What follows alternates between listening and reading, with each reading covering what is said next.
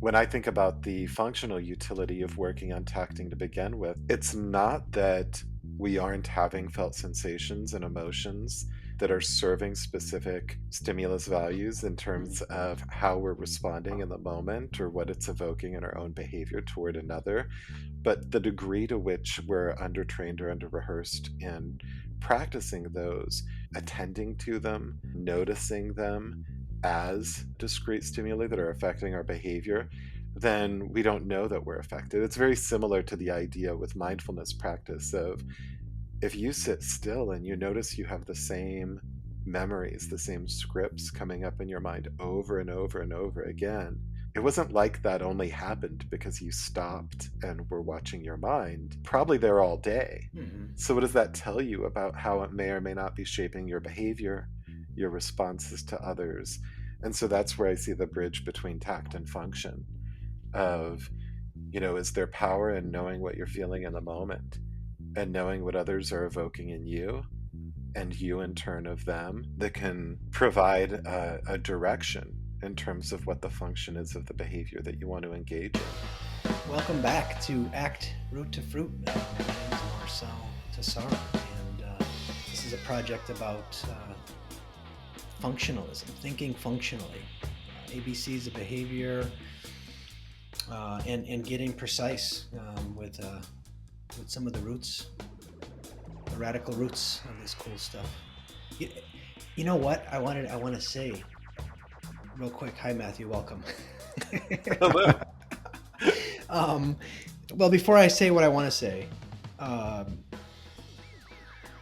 today I'm thrilled to be joined by Dr. Matthew Skinta, who is a professor at Roosevelt University in Chicago and a peer-reviewed ACT trainer and FAP certified trainer, author of Mindfulness and Acceptance for Gender and Sexual Minorities, and then the new 2020 Contextual Behavioral Therapy for Sexual and Gender Minorities book.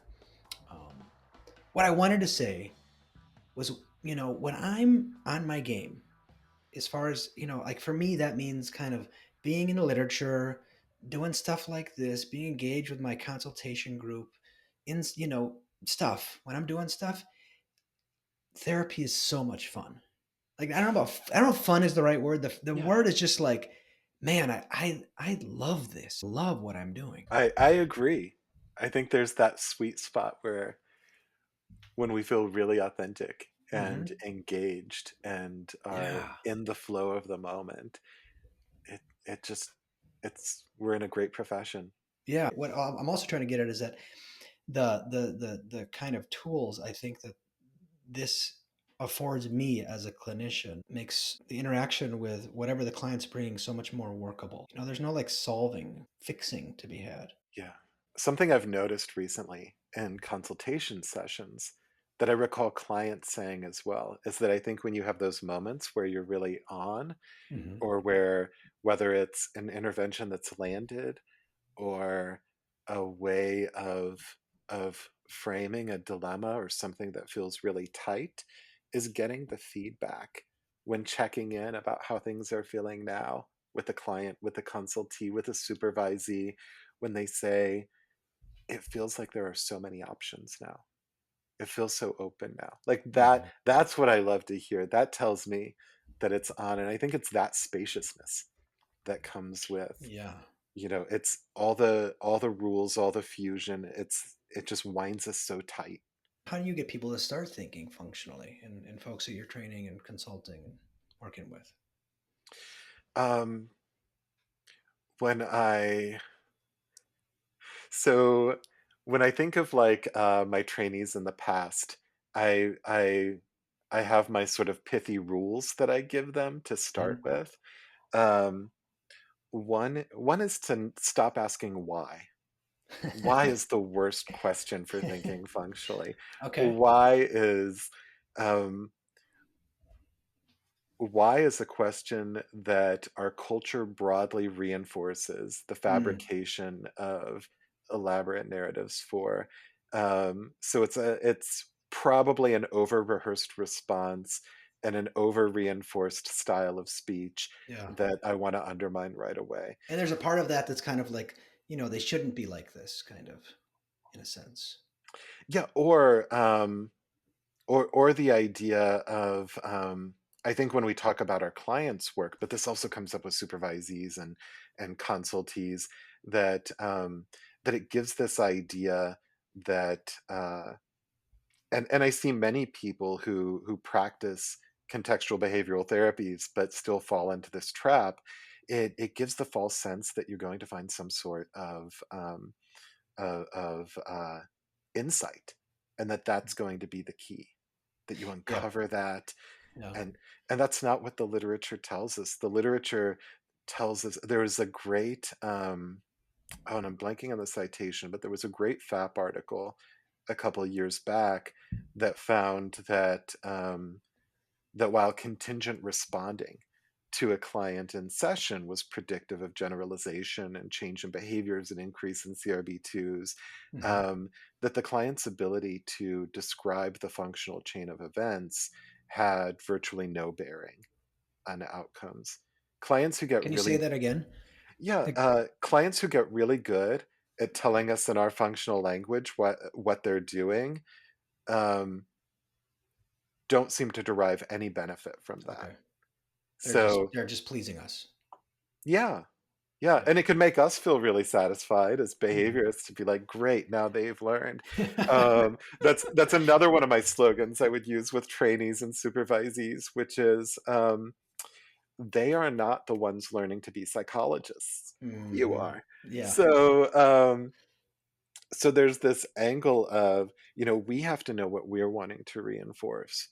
Um, and not that we hide that from the client, not that we don't necessarily talk about functional events, um, but there are ways that we can do so that are more evocative or are more promoting of generalization. Okay. I felt this way when you told that to me differently. Who in your life would you be willing to try telling that story in the same different way to see if it affects them that way? Hmm.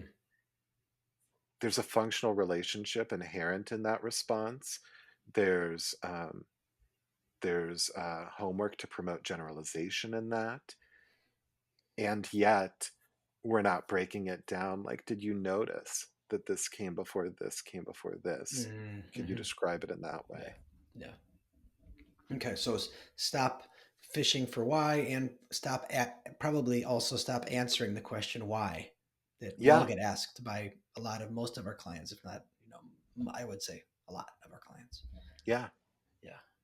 And I tell my clients, there's in the therapy that I practice and the literature that I'm aware of, um, I don't know that it's hopeful. We may never discover why. It may be that as we explore whatever it is you've come to me with, that that we develop a sense of the history of it, and you feel pretty sure what the why is, where it came from. So that may happen, but that's not our goal, and that's not what I think will help.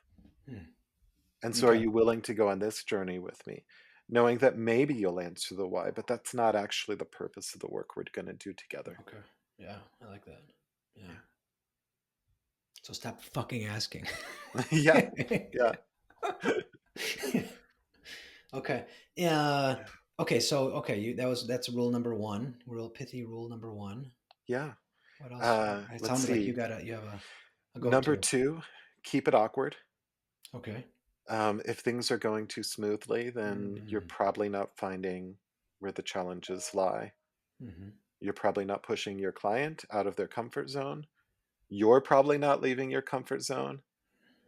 What would be the most awkward thing that you could ask about?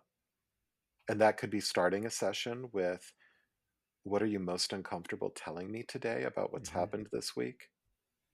It could be um,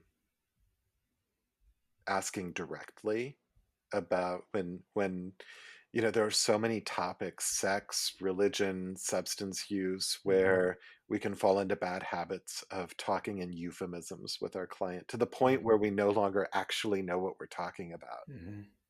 Ask directly. Mm-hmm. And you may feel uncomfortable that way, and your client may feel uncomfortable. Yeah.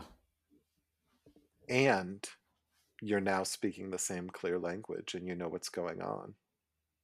Yeah, that's it makes me think of that word weird. You know, when people say it Yeah. feels weird, I'm like, what?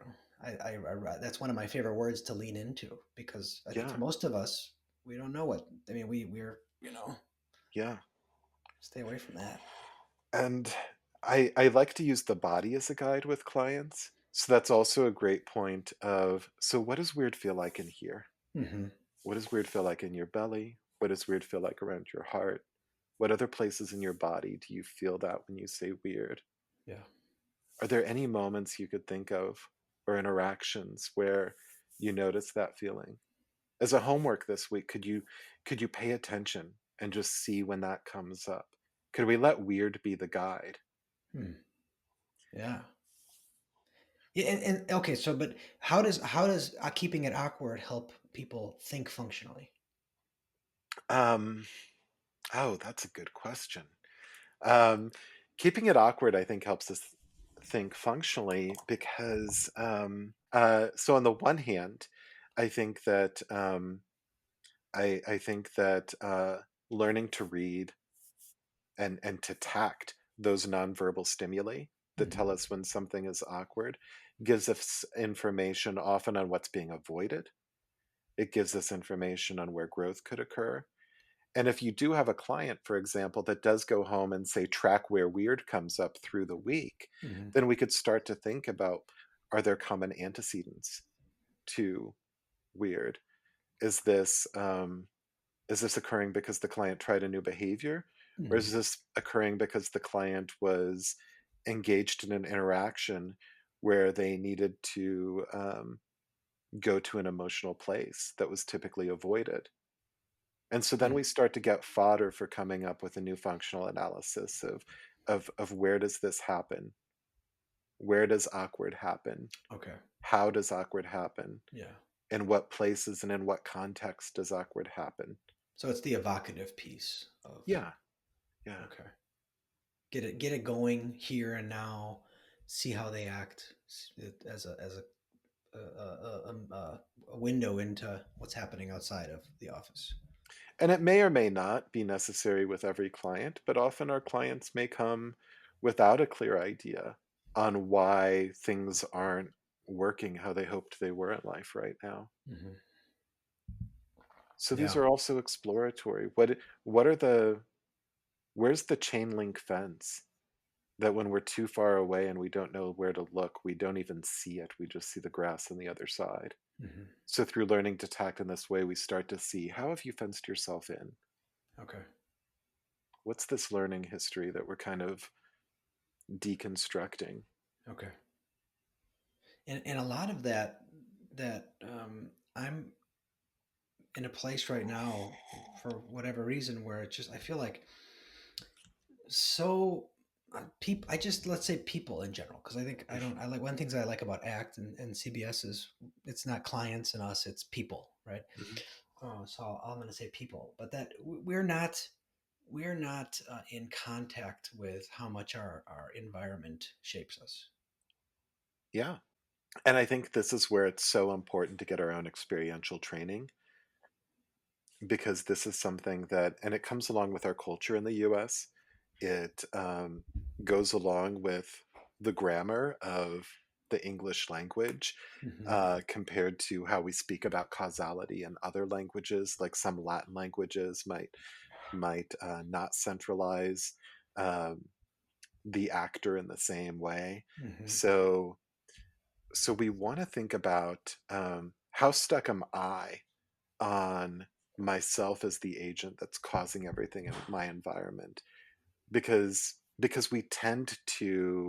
uh, we tend to impose those rules on the other people we're with. Hmm. There's this shame researcher, June Tangney, that uses the line in one of her books, Shamers are Blamers, Hmm. talking about the idea that if you think about shame as sort of an over rehearsed attributional style of things that go wrong having their source in an individual, then when it doesn't apply to you, it must apply to some other individual with Hmm. agency. Hmm.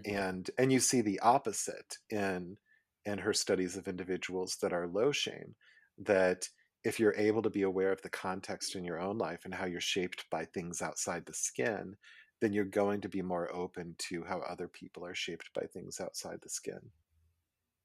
And so in that the first those who are more heavily steered by shame, um, they you're saying they first look at themselves as the culprits. It's a self-focused emotion, so it's really about a learned attributional style of attending to the self as the cause of what's occurred.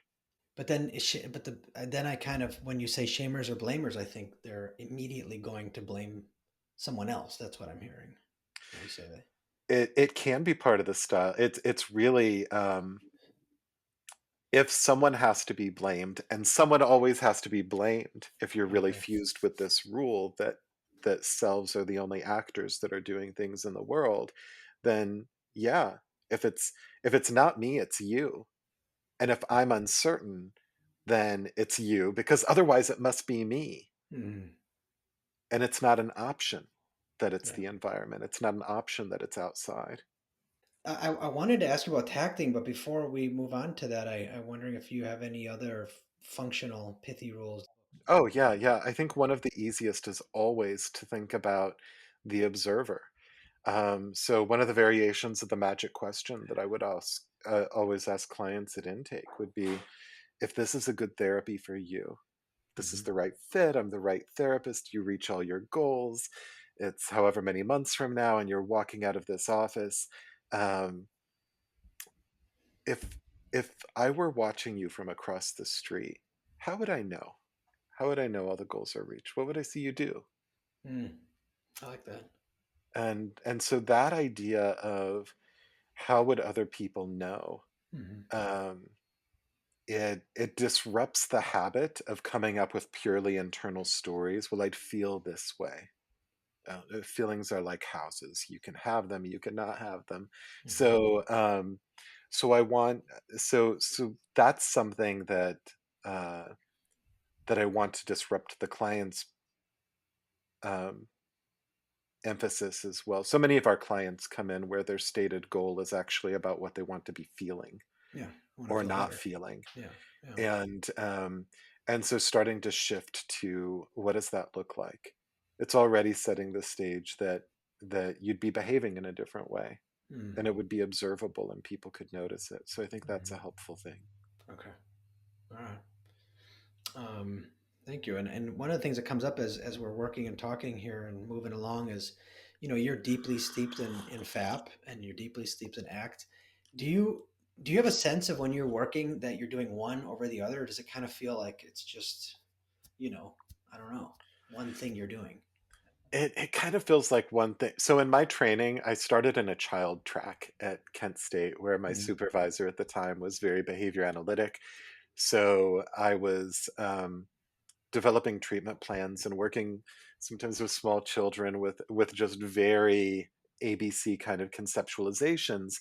And that was the same supervisor who first recommended to me, if you're so interested in where behaviorism is going these days, there are these two great books that are relatively recent, and it was the first FAP manual and the first ACT manual, mm. and The 91 FAP book, the 91 FAP book, yeah. and what was it, 97, the first ACT book, um 99, was it? 99, yeah, I guess 99.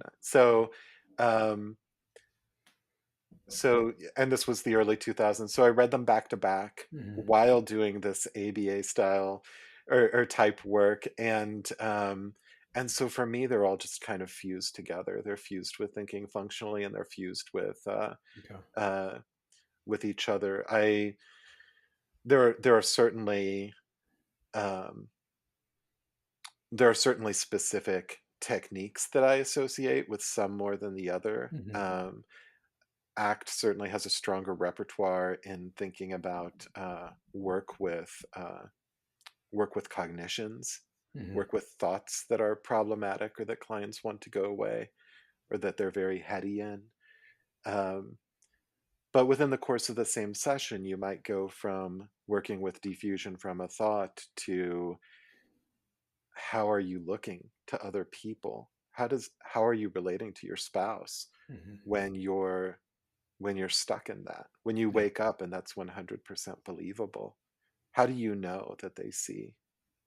How do they respond to you that shows that? And then we start moving into FAP. Then we start moving into what's this like between us right now. Mm-hmm. So it's a dance, but it's just a dance around different levels of functionality and where the attention is. Yeah.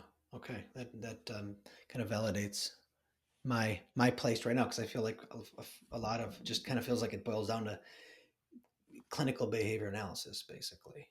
Yeah. And just want to mention, that Fat book is just, I feel like it's a must read, and it was reprinted in 2007. And paperback, it's used copies are pretty cheap, so I think Yeah. last time I looked, it was like $5 on eBay or something like that. Can we talk some about tacting then, and what's happening there, and what that means for those who don't know that term? And yeah.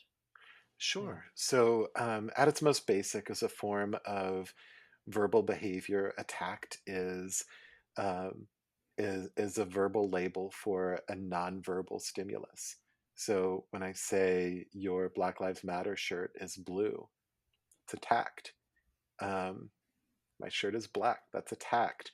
Often clinically, though, we orient that to that interoceptive awareness of felt sensations in the body that are corollaries of emotion, Hmm. um, or correlates of emotion. So that's the place where, with our clients who have, whether it's sort of normative male alexithymia or just sort of an under rehearsed repertoire, perhaps a punished history for tacting their own felt sensations.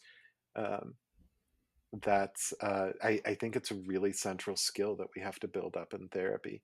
And part of it is because our sensations, our emotional experiences can have such a consequating effect or antecedent effect on our behavior that when we don't know what they are, then it's hard to develop a sense either for ourselves of what's motivating our behavior, Hmm. um, or as a clinician to develop an accurate functional analysis of what's happening in the room or happening in our client's life.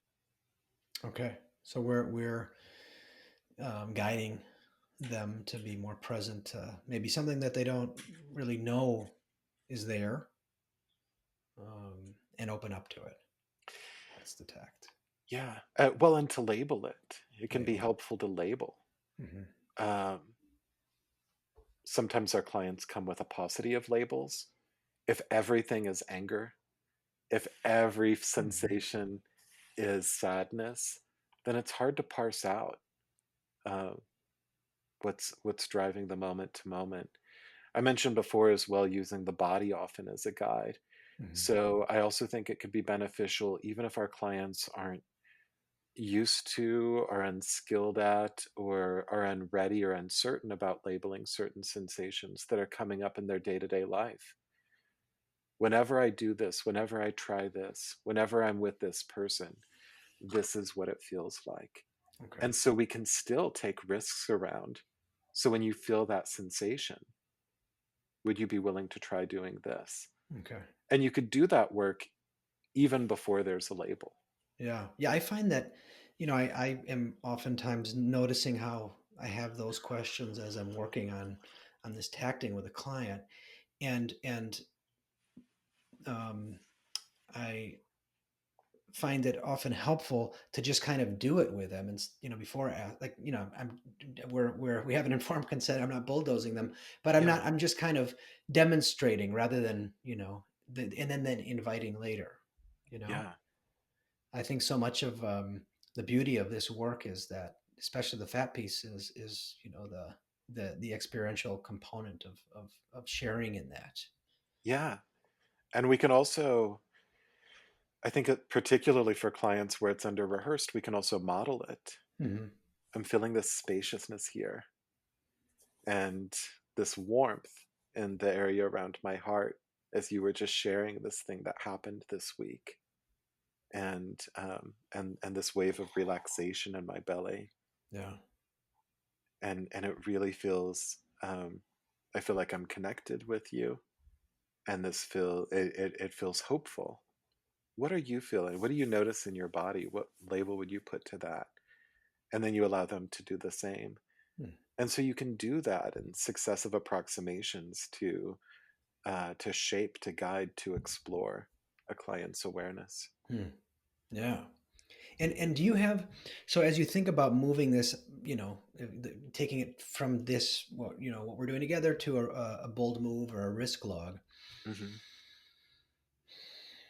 how do you approach that in an artistic way that isn't, now I want you to, do this. Here's a worksheet I want you to fill out, after, obviously I'm assuming that's not what you do. Yeah, Um, sometimes. No, Sometimes. I it's mean, but I mean, yeah, sometimes it's appropriate. But I'm just, yeah. I think about, like, behavior activation and how can this be something that's, incorporating. I think that it's really challenging. I think for me at least, it's challenging to approach the work in a way that doesn't feel like I'm just, now you have to go do this.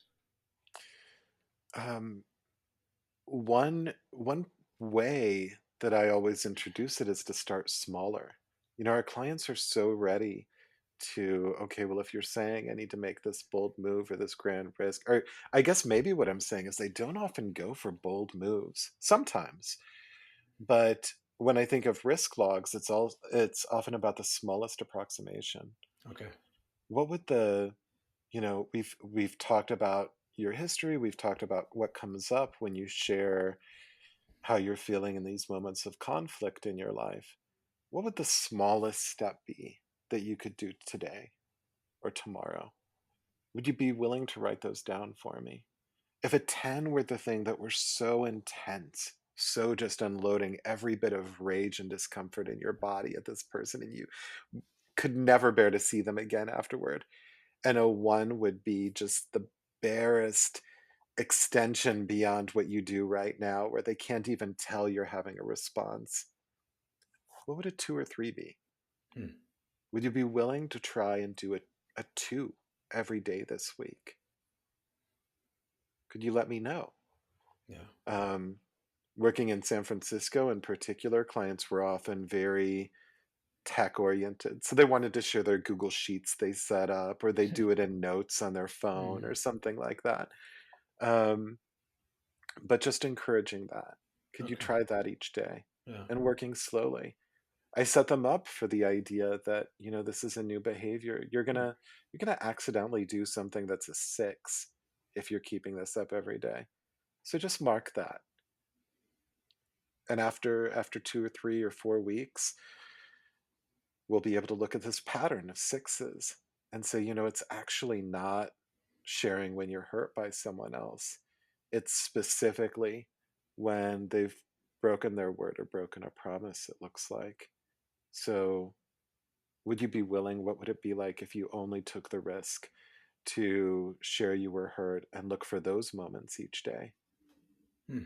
And we just build on that. And so we're Yeah. always refining and building on. Um, I tend to, so I tend to do the smallest approximation more Okay. so than the bold move. Okay. I guess that's a little more fappy than acty, but Okay. maybe. The, I don't know. I have the, in my head bold moves I always associate Robin Walzer with, and okay. Oh, really? yeah, Interesting. yeah. Okay. I want to talk about, your work and your research and Mhm. your latest book. But anything before we move that direction, anything showing up for you that seems important? Yeah, yeah, I guess if I were to add one more thing, it would be that I think the value of this practice that we do in session of jointly tacting with our clients and exploring our emotional experiences one to one, um, the greatest power in that is that it also allows us to do that in our daily life. That Mm-hmm. as a client begins to do that outside, Mm-hmm. that's where they start to shift from whatever's going on internally that's so noisy to what other people actually experience of them. Mm-hmm. Um, because that's ultimately where we want them to turn, right? Or I always think of CBS work as reorienting to the world we're living in and not the world we think we're living in. Mm, And the world we're actually living in is often a more compassionate place, mm, often a more forgiving place. yeah. Yeah. I love that. Yeah, I mean, my mind would have me not do this podcast until I'm, you know, a fellow in ACBS. Like Yeah. that's where but because I've got to have my shit figured out, and all my days have to be perfect and all this, and so I'm uh, I'm not following that. Yeah. Good. Yeah. I'm wondering, you just published this book last year, and that it is the contextual behavioral therapy for sexual and gender minority clients. I'm wondering, what's unique about this work that we're talking about with sexual and gender minorities? Well, I think that there are two elements to hold in mind.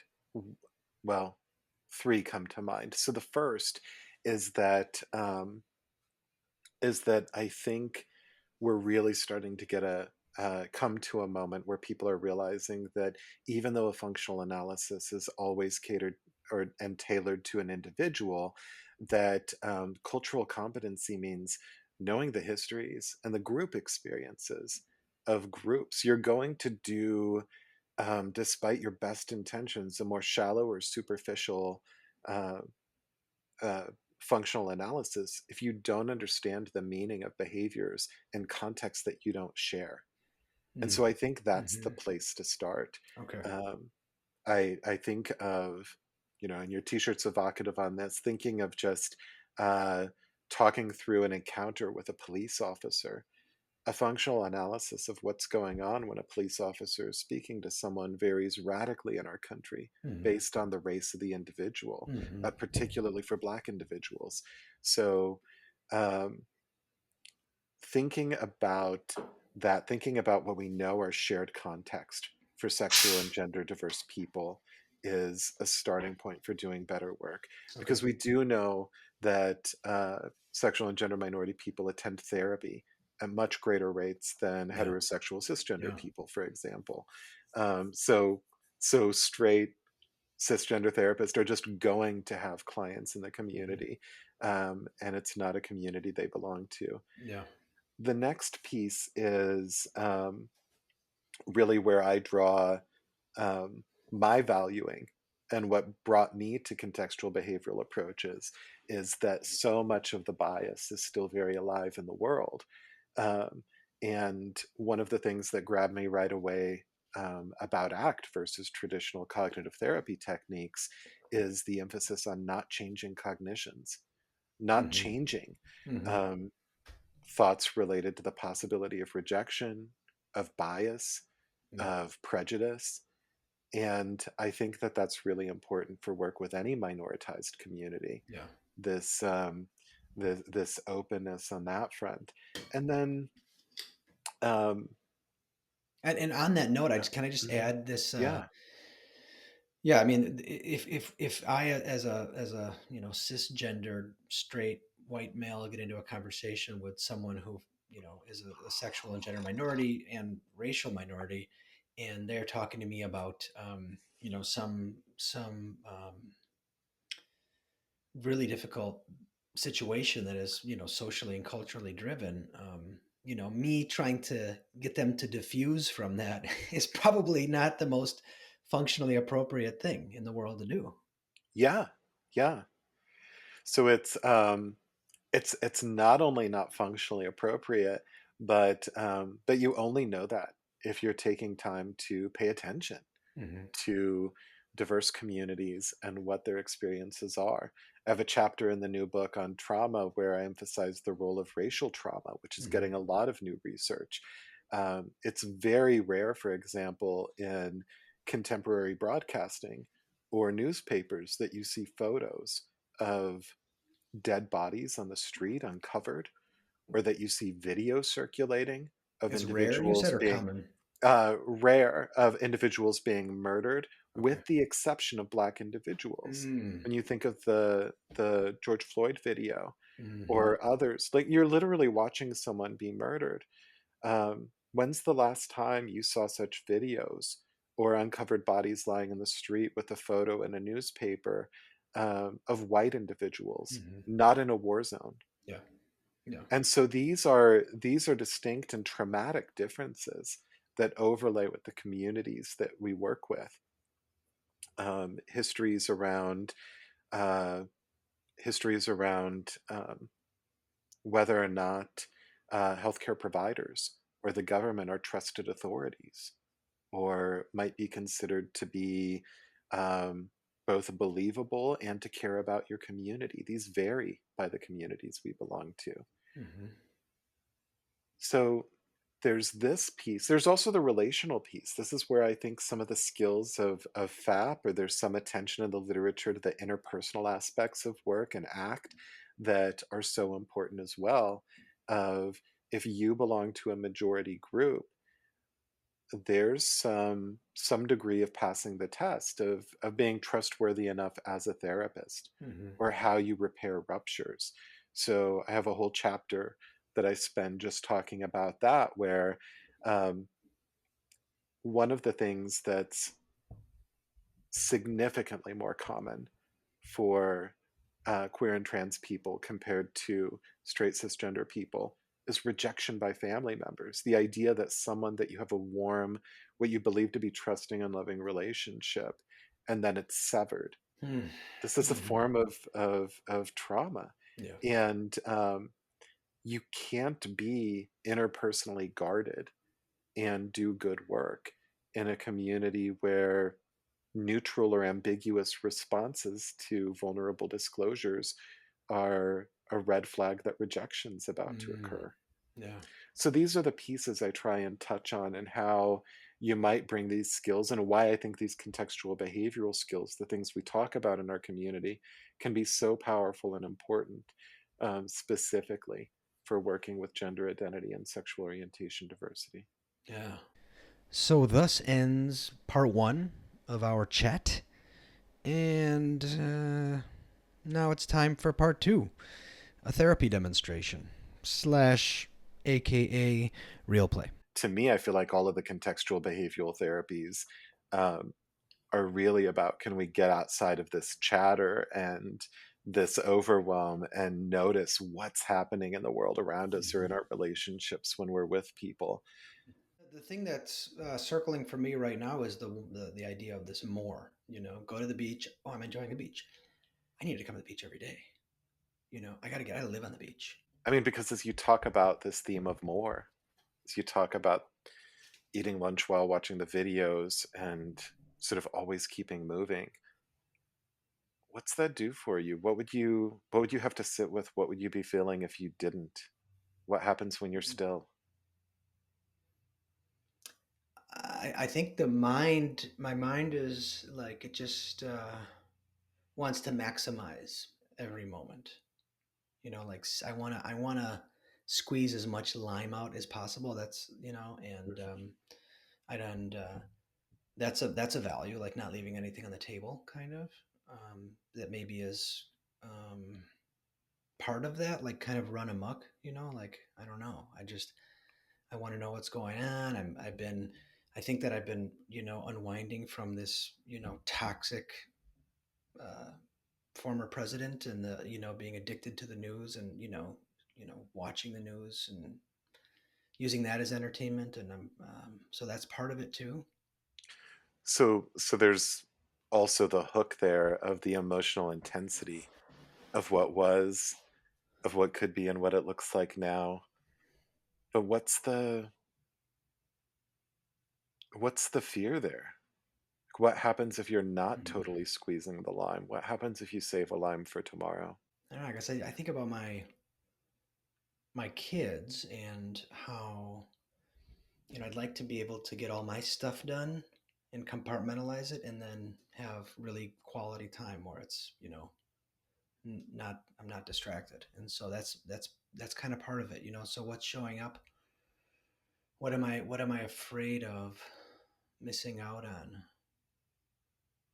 I don't know. I Does don't know. that happen where if you feel like you haven't done enough, haven't been productive enough, haven't pushed enough, that you can't be present with your kids, or is the fear separate from that?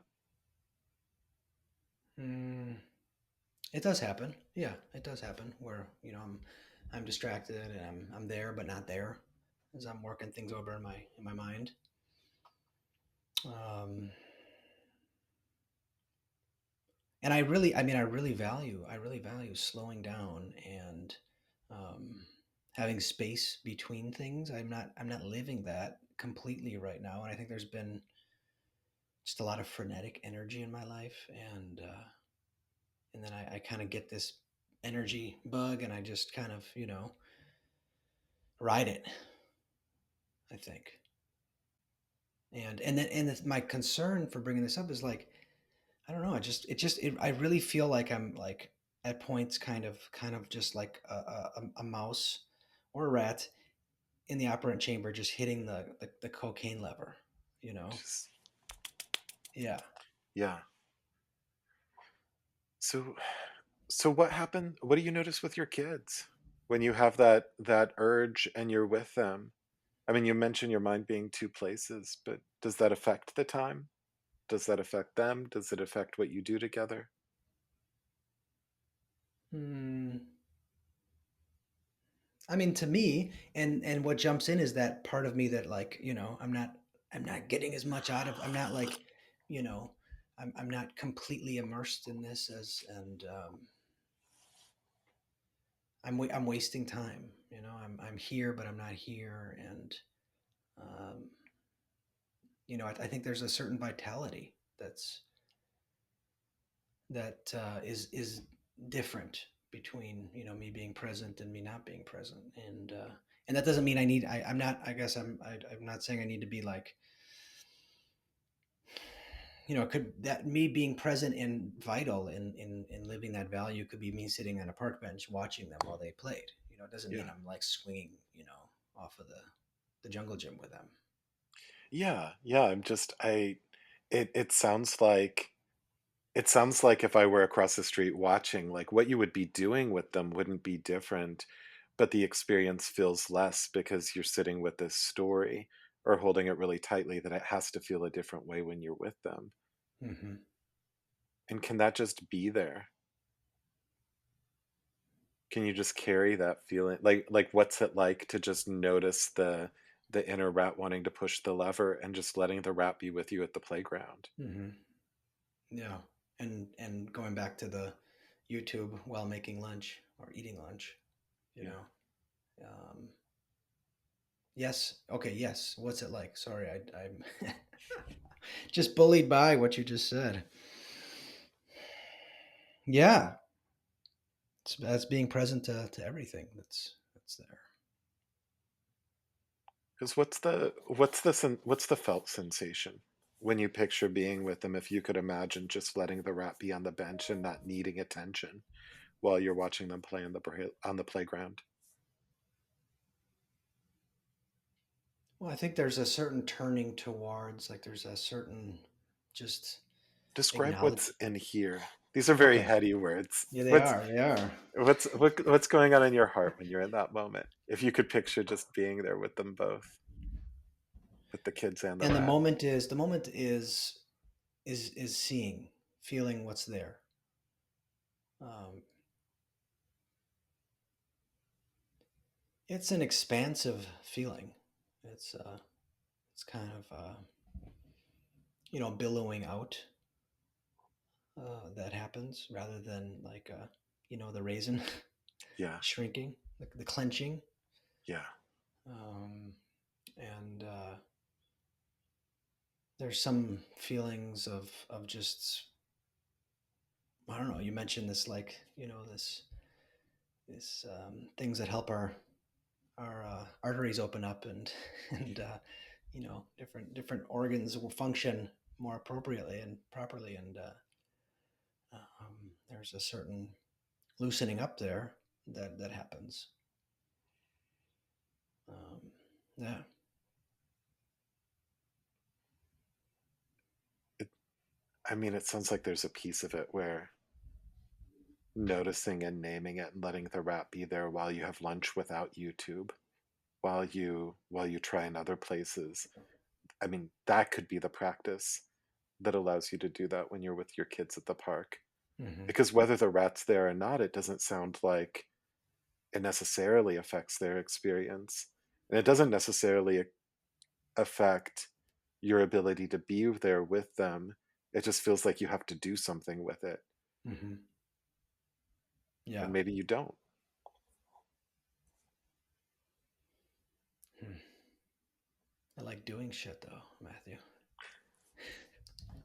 We live in a culture that says we always have to be doing shit. But Yeah. So I'm trying not to do anything with it right now. As I look at you and feel some of that showing up. how present is the rat right now? Mm, Reminding you of it's other things to do today. it's yeah. It's more just like you're not immersed in this enough. You're just robotic, and you're saying you know act friendly words and following some script or something. And yeah, it's present.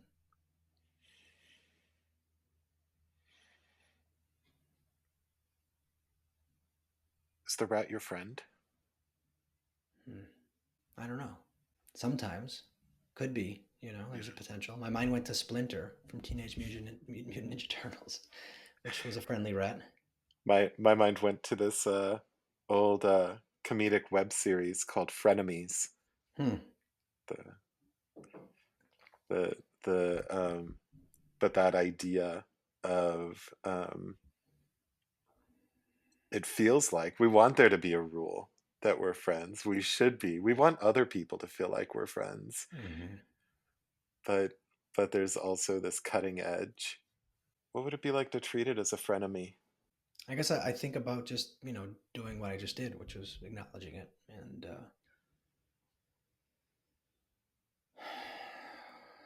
doing that. Um, and I don't know. I mean, maybe there is some things there that are useful. There's some things that are um, I guess I could get some direction sometimes, and sometimes I can, you know,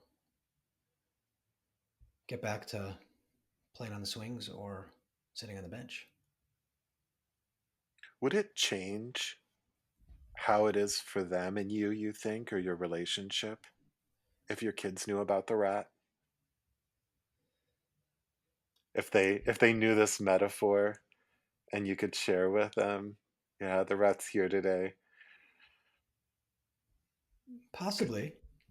I'm thinking about kind of a stretch to like stretching this or accountability, kind of like, hey, there's this there's this rat that sometimes Yeah.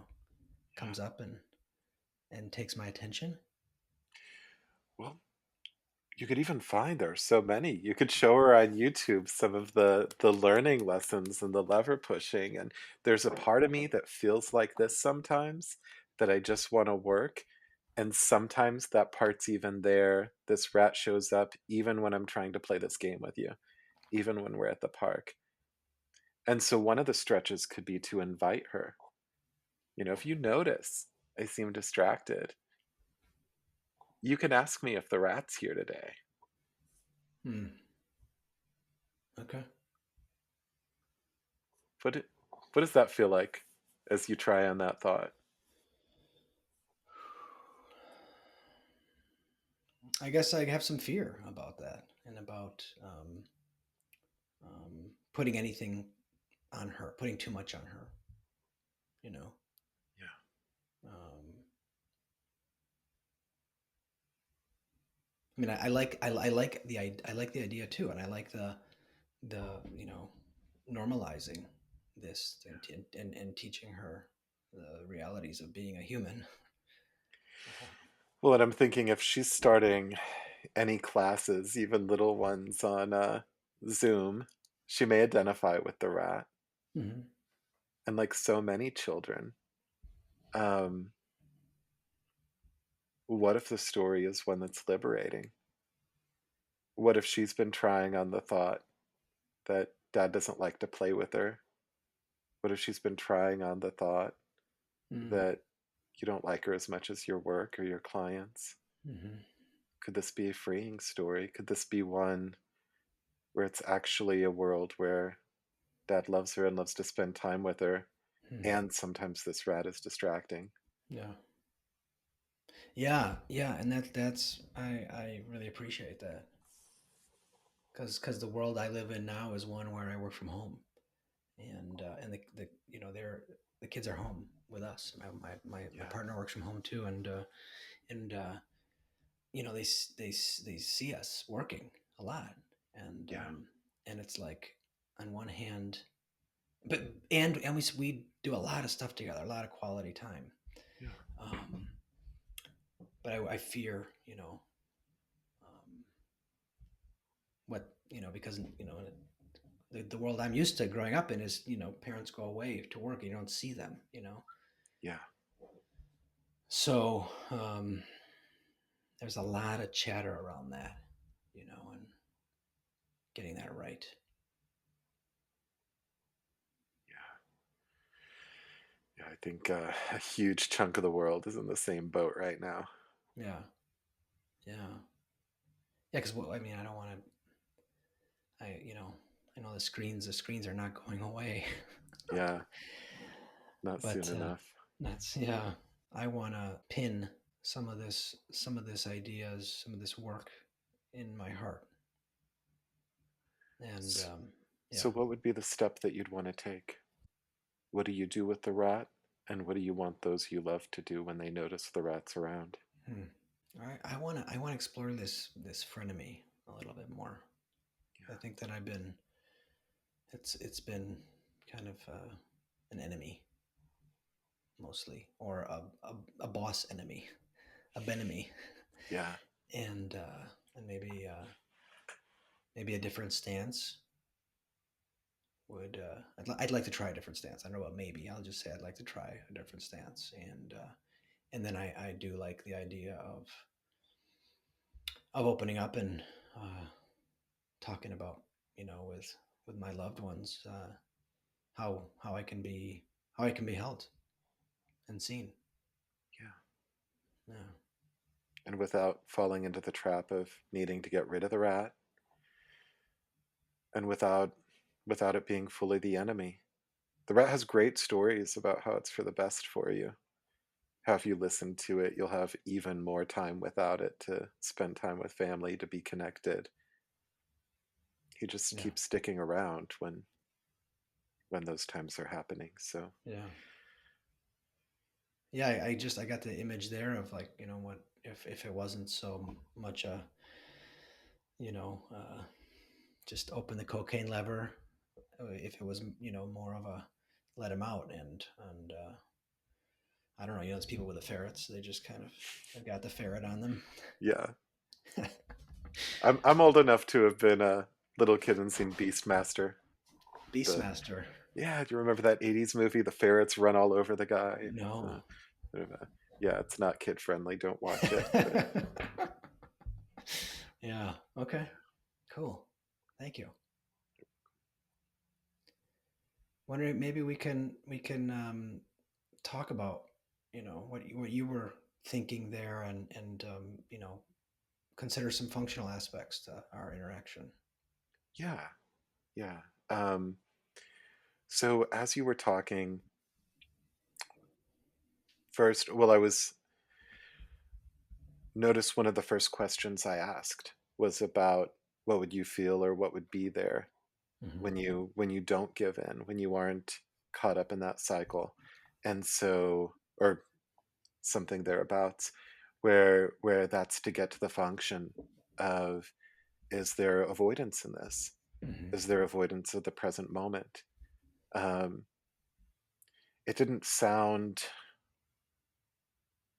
like that as much as parallels with self criticism. So then I went the route of, could we accept this? So acceptance processes, but it's also powerful diffusion to personify.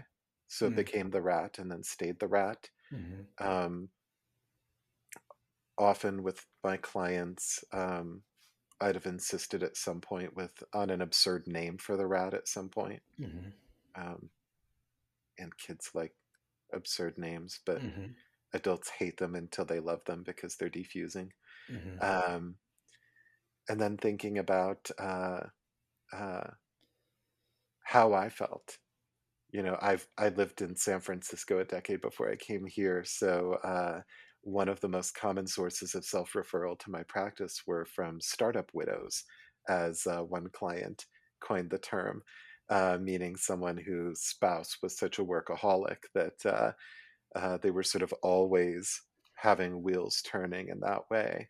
So then I start thinking about the function in your interpersonal life. Hmm. So you're telling me that you're there, and it doesn't sound like it's necessarily changing the quality of your time with them, but there's a fear that there is.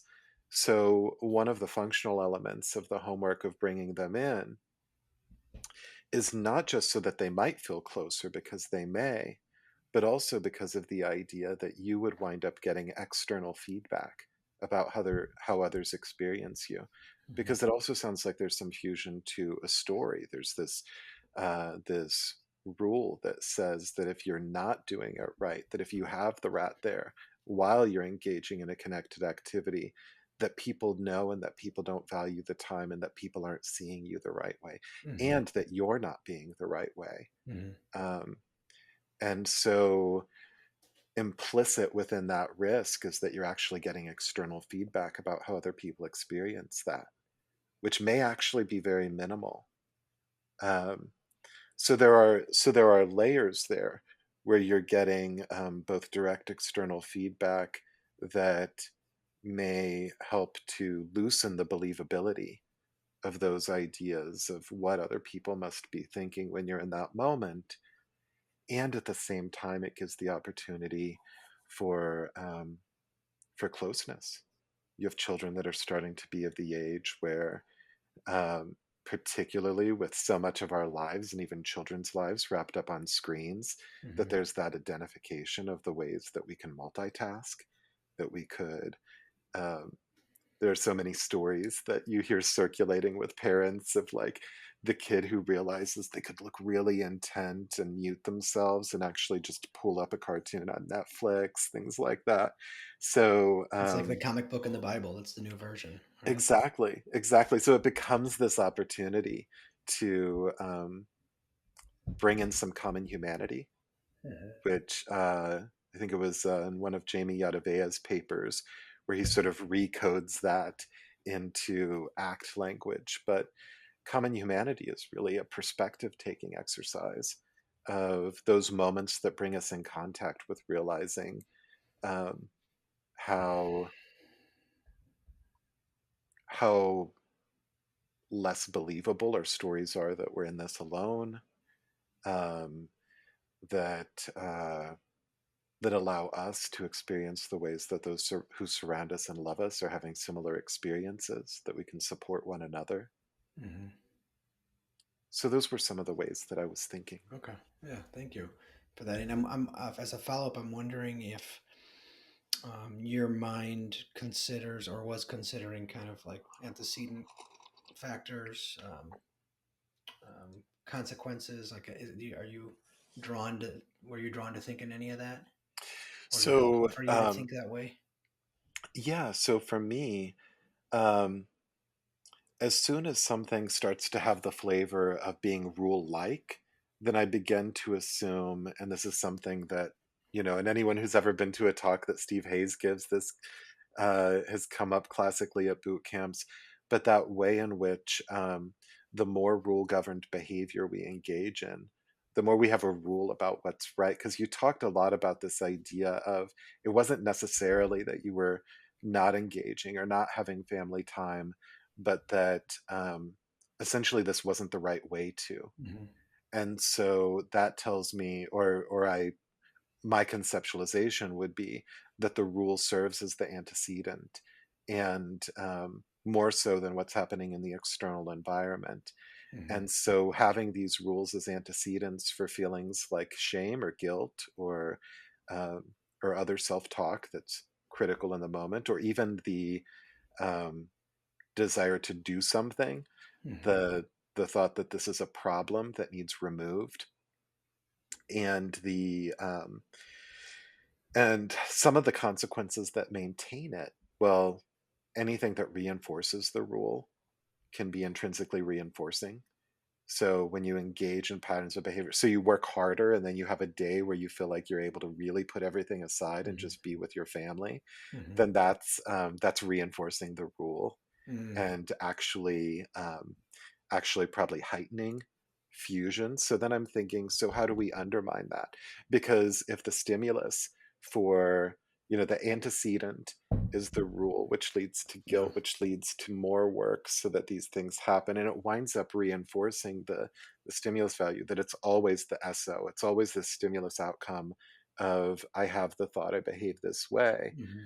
Well, then we can't we can't eliminate those bonds, right? Unlearning doesn't happen. There's extinction, but really, when we start talking about verbal learning, you can learn new associations or you can have organic brain damage. You don't lose it. So, when we Hmm. treat it like that, then we consider, can that stimulus lead to other responses? Can that lead to other responses that may also be reinforcing? And so many of the suggestions that we're making were other responses where the same stimulus, the arisal or awareness of that rule, would serve as the prompt to um, label the rat, Hmm. to practice awareness, to practice sitting with, to practice self-disclosure. Um, all of these things which lead to a different chain of consequences than the current one, which may be engaging in behaviors that reinforce the validity of the rule. Okay. Yeah. So training attention to other consequences rather than the day where everything clicks and it's a mindfulness play date. Yeah, yeah. Yeah. And there's this transference of stimulus function, right? Because it's no longer this rule, and whatever uh, whatever chain of events have led to the presence of this rule as an antecedent that are then governing the subsequent behavior. Um, that some of these other behaviors lead to that rule being a marker that you're just like your family that's all living on the screen. And so there may even be a point in time where I would hope that noticing that rule or noticing that you're violating it could be a reminder that you're very human, could be a reminder that you're connected with the family you're with, Hmm. who's all sitting around the board moving their pieces and rolling the die and yet thinking about five other things or what's going on screens in the background right now. Yeah. Yeah. There's a lot there for me, and I'm tempted to go there, but I'm gonna leave it alone for now because I think my cup is full. How much attention do you give to obviously you work very precisely, but I guess if you could kind of um, reverse engineer a bit, like how Mhm. much you're functionally thinking about what's organizing the behavior. What utility for you is like having a functional mindset? I think it has great utility. I think if I think we'd have gone a completely different direction if the emphasis were on um, not on your expectations of yourself, but if you were emphasizing and describing, say, emotional responses of your family, um, or uh, or the impact or emotional backlash it had in your own heart hearing emotional responses and feedback from your family, then we'd go a very different direction. Okay. So for me, I think it's really central that that we try as quickly as possible to get a sense of, are these internal or external antecedents? Are Hmm. these internal or external consequences? And what are the odds that we could either disrupt these or at least interact with them in a meaningful enough way? If I were having a brief interaction, I've done work in the past in hospital settings, bedside with brief interactions, things like that. Hmm. You also want to think about, when when you come up with what the next steps are, how likely is that going to shape the hypotheses? How likely is that going to give me any usable information if it turns out that I'm off the mark? Mm. And I think that that's where it really helps to think functionally as well, because if you have sort of a stock go-to, um, this is the homework everyone does kind of thing, or a formulaic or sort of Yeah. manualized way of going about it, then if something doesn't work, then you're left with your hat in your hands, not knowing what to do next. Hmm. So you want to think about what's going to push enough, um, and maybe even in a multivalent way, where the feedback I get next time I hear from you and know that you tried this and it did it or didn't work, that I'll actually have something useful to follow up with. Okay. And I don't I personally, I'd find it hard to imagine how to do that if you're not thinking functionally. Okay. Yeah. Yeah. It's part and parcel. Well, as I, look at your body of work and experience you both, in trainings and the World Conference, I really am inspired by your living and values and really just giving so much. It's really a thing of beauty, Matthew. Thank you. Yeah. Yeah. Um, and I don't know, I feel a lot of heart in the work that you do, and so I'm really just honored that you're sharing this time with me here today, and sharing your wisdom and all that. Thank you. I Yeah. appreciate it. Yeah. um so I'm gonna put a link to your website below. You're available for consultation, and this new recently published book, which I think has one of the coolest covers I've seen in a long time. I have to say, whoever designed that, high five to them. It was But it was actually the editor at Routledge. We were talking about my specifications where I like people, and while rainbows are great, I'd love a trans flag as well, or some broader representations of diversity in the community. And she sent this to me and she said, I I don't know that it totally fits the descriptions we talked about, but I saw this close up, and this is from a photo collection from I think it was Buenos Aires Pride in 2018, and the beads on the individual's forehead are the mm, colors of the trans flag. mm, Um, but she said, I saw this photo and this intimate, vulnerable, authentic kind of look, and it made me think of your book. And it's like, how could I say no to that? So that's the story of the cover. good choice. So yeah, that was just published last year. Contextual behavioral therapy for sexual and gender minority clients. You're an editor there, and then also editor of mindful editor or author. I was author of this one, and then Author. Okay. Ashling Leonard Curtin and I co-edited 2016's Mindfulness and Acceptance for working with sexual and gender minority Yeah. clients. Yeah. Yeah, Cool. And I just want to also remind folks that myself and Luke are going to be starting a training group. So you can get a hold of me through my website and the link below to if you want to be involved in this FAP training group. So excellent. cool. All right. Yeah. Yeah. And okay. So yeah. Thanks so much, Matthew. I really appreciate your adding your voice to this Thank you. project.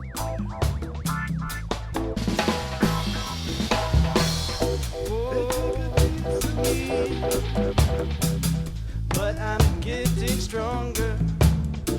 They take a piece of me. But I'm getting stronger. They take a piece of me. But I'm getting stronger. They take a piece of me. But I'm getting stronger.